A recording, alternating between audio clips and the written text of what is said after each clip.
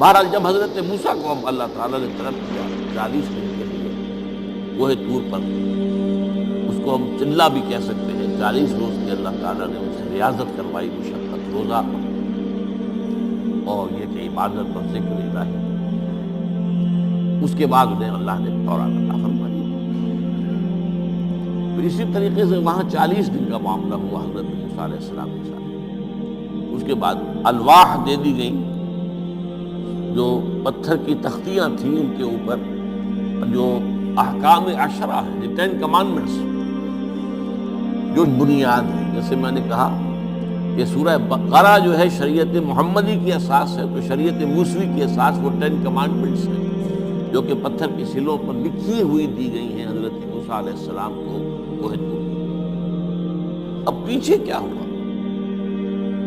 حضرت موسیٰ کی اس غیر حاضری میں سامری کو موقع مل گیا، اس نے گمراہ کرنے کے لیے ایک شعبدہ دکھایا، اور وہ شعبدہ کیا تھا؟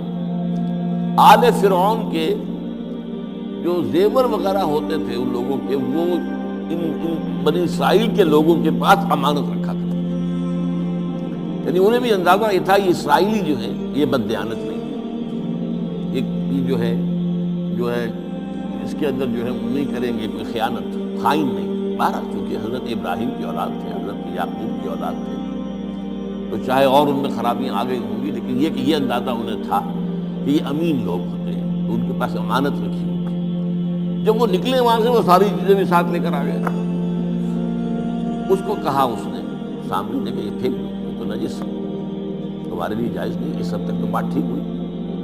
پھر ان کو پگھلا کر اور ایک بچڑے کی شکل بنا لی، اور اس کے اندر ایسا کچھ میکینزم رکھا کہ اس میں سے ہوا گزرتی تھی، اندر سے کھوکھلا تھا، تو آواز ایسی آتی تھی جیسے کہ بچڑا ڈکرا رہا ہو۔ اس نے کہا یہ ہے تمہارا خدا۔ یہ موسیٰ کو تو مغالطہ لگا ہے، اس غلطی فہمی کے اندر وہ پڑ گئے ہیں، کہاں گئے ہیں، کس خدا کے پاس گئے ہیں، یہ خدا تو یہ ہے تمہارا خدا، اسے پوجو۔ بہرحال وہاں کچھ لوگ جو ہے کافی بڑی تعداد میں لوگوں نے پرست شروع کی۔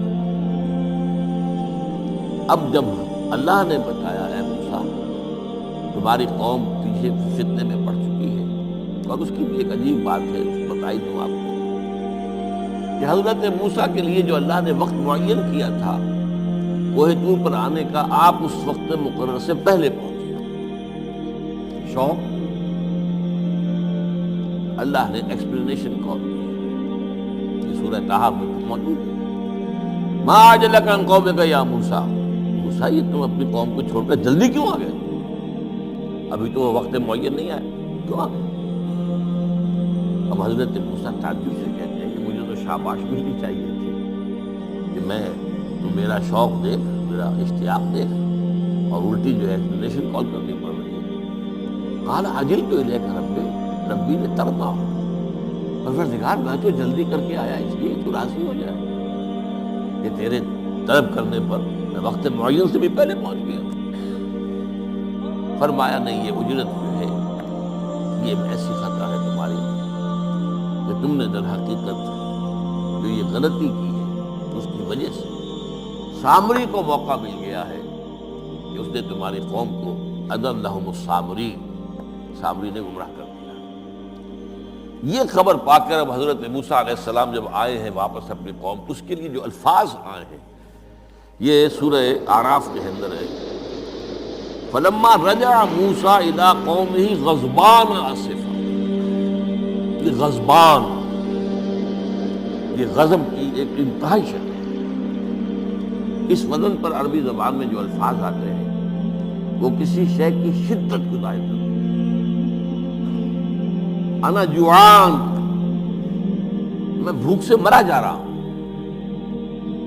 انا عطشان، میں پیاس سے مرا جا رہا ہوں۔ اسی طرح رحمان، جس میں رحم جو ہے وہ ٹھاٹھے مارتے سمندر کے مارتے۔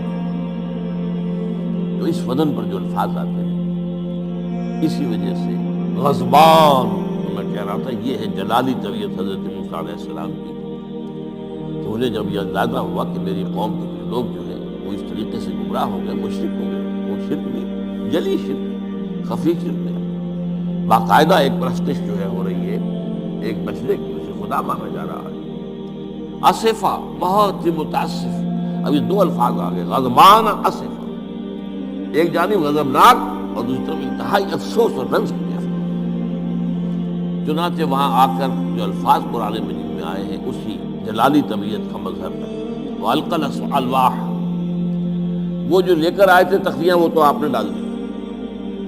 وَأَخَذَ مِرَاثَ أَخِيهِ يَجُرُّهُ إِلَيْهِ، اپنے بھائی حضرت ہارون کا سر پکڑ کر، بلکہ داڑھی کے بعد پکڑ کر اور پیشانی کے بعد پکڑ کر گھسیٹا. تم نے کیا کیا؟ میں تمہیں خلیفہ بنا کر گیا تھا یہاں، تمہارے ہوتے ہوئے اور یہ کام ہو گیا. تم کیوں نہ میرے پیچھے آ گئے مجھے بتانے کے لیے؟ بہرحال چونکہ خلیفہ بنا کر گئے تھے، انہوں نے تو وہاں تھا، لیکن انہوں نے کہا کہ مجھے اندیشہ یہ ہوا کہ آپ یہ کہیں گے کہ تم نے بنی اسرائیل میں تفرقہ پیدا کیا، اس لیے میں نے برداشت کیا. کیا کرنا، روکتا رہا میں، لیکن یہ کہ میں نے ان کے درمیان جو ہے کوئی بہت بڑا قدم نہیں اٹھایا. لیکن بہرحال اس کے بعد جو قدم اٹھایا گیا وہاں پر وہ فیصلہ کیا گیا کہ 12 قبیلوں میں سے ہر قبیلے کے جتنے لوگوں نے یہ شرک کیا ہے اسی قبیلے کے لوگ جو توحید پر قائم رہے ہیں وہ اپنے بھائیوں کو قتل کریں اور ذبح کریں. تو تورات کی روایت کے مطابق 70,000 یہودی قتل، اور یہیں سے قتل مرتد کی سزا اسلام میں یہ قتل ہے. یہ سب بات لوگ کہتے ہیں جو منکرین حدیث ہیں آج کل اور روشن خیال ہیں، اور جو اپنی روشن خیالی کا جو سند لینا چاہتے ہیں مغرب سے. تو مغرب کا تصور تو یہ ہے کہ یہ انسانی حقوق میں سے ایک مسلمان ہے، اسے اگر عیسائیت پسند آ گئی عیسائی ہو جائے، اس کا حق ہے، کیونکہ مسلم تو نہیں. یہ تمہاری شریعت میں یہ کہ قتل کر دیا جائے، یہ تو حقیقت جو بنیادی حقوق ہے انسان کے اس کے خلاف ہے. اسی طریقے سے ایک مرد اور ایک عورت رضامندی سے زنا کرتے ہیں، آپ کو کیا اعتراض ہے؟ جو ان کا حق ہے. ہاں مائنر نہ ہو، چھوٹے نہ ہو، نابالغ سے زنا نہ کیا گیا ہو، جبر نہ کیا جائے. جبر کریں گے تو مجرم ہو جائے گے، لیکن اگر رضا کے ساتھ عامل رضامندی سے وہ کرتے ہیں زنا تو کوئی جرم نہیں ہے، ان کی مرضی ہے. تو یہ سارا تصور جو ہے حقوق انسانی کا، جس طرح کا ایک مبالغہ آمیز تصور دنیا میں ہو گیا ہے، اس کی روح سے ہمارے ہاں بھی جو لوگ ہیں جو انہی کو ماڈل بنا رہے ہیں اب، تو وہ کہتے ہیں کہ جناب قرآن میں کہاں ہے مرتد کی سزا، اس طرح قرآن میں کہاں رجم کی سزا. تو یہ جان لیجیے کہ یہ دونوں سزائیں حضور نے اپنی سنت کے ذریعے سے نافذ کی ہیں، لیکن اخذ کی ہیں تورات سے.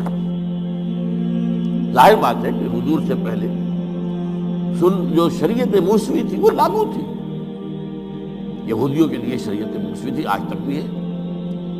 عیسائیوں کے لیے بھی حضرت مسیح یہی کہہ کر گئے تھے کہ یہ نہ سمجھنا کہ شریعت موسوی کو ختم کرنے آیا ہوں. Law of Moses, don't think I have come to destroy law. This law of Moses will be applicable to you. وہ تو سینٹ پال نے ختم کیا. اور آج کی عیسائیت جو ہے یہ عجیب مذہب ہے جس میں کوئی قانون ہے ہی نہیں.